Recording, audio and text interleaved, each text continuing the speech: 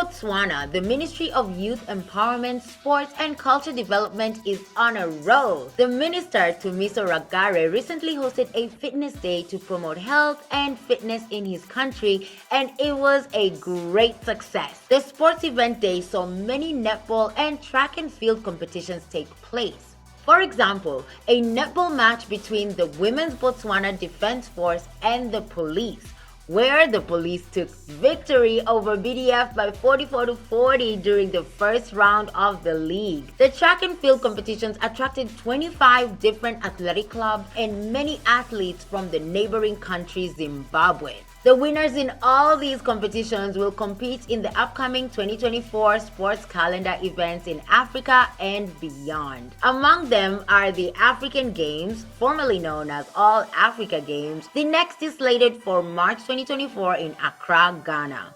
Then there is the African Championships, another continental event organized by the Confederation of African Athletics. This will take place in June 2024 in Cameroon. Then there is the Olympics happening from 26 July to 11th August and the World Relay in May. Good job, MYSC Botswana! And we cannot wait to see all the qualifiers compete in these continental and global events.